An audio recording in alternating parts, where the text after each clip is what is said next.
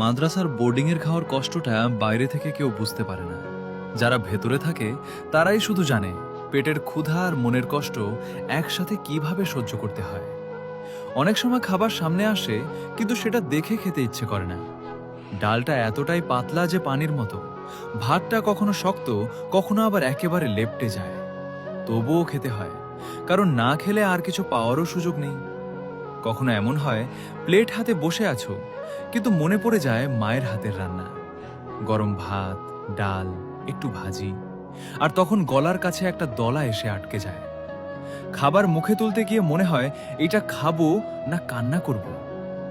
অনেকেই বাইরে থেকে বলে, এ তো খাওয়া তো পাচ্ছ, কিন্তু তারা জানে না শুধু পেট ভরানো আর মন ভরানো এক জিনিস না। কখনো রাতে ক্ষুধা নিয়ে ঘুমাতে যেতে হয়, কখনো খাবার কম পড়ে যায়, লজ্জায় আর চাওয়া যায় না। বন্ধুর প্লেটের দিকে তাকিয়ে আবার চোখ নামিয়ে নেওয়া, এই কষ্টটা ভাষায় বলা যায় না।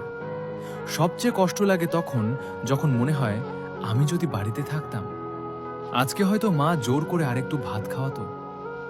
এই বোর্ডিংয়ের খাওয়া শুধু শরীরকে বাঁচিয়ে রাখে, কিন্তু মনটা ধীরে ধীরে শুকিয়ে যায়। আর সেই কষ্টটা বুকের ভেতর জমে জমে একসময় নীরব কান্নায় পরিণত হয়।